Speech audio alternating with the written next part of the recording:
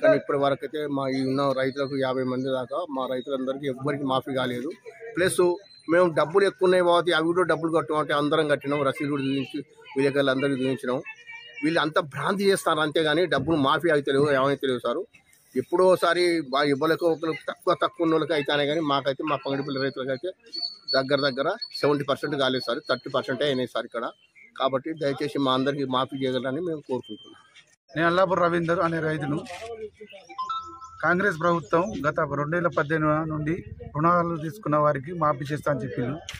నేను రుణం తీసుకున్నా. మిగతా డబ్బు 2 లక్షల పైన కూర్చో రుణమాఫీ చేస్తా అని చెప్పింది. 2 లక్షల వరకు చేసినామంటే అంటే మిగతా డబ్బు కట్టాలంటే ప్రైవేట్గా అప్పులు తెచ్చి కట్టినాం. అయినా మాది ఇంతవరకు రుణమాఫీ కాలేదు. చేయి అడుగుతాం చేస్తా అంటారు.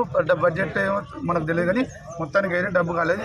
ఈ కలెక్టర్ ఆఫీస్కి పోయి కూర్చొని కలెక్టర్ విన్నవించినాం. గత 15-20 రోజుల క్రితం కలెక్టర్ ఆఫీస్ ప్రజావాణి కార్యక్రమంలో పెట్టినాం.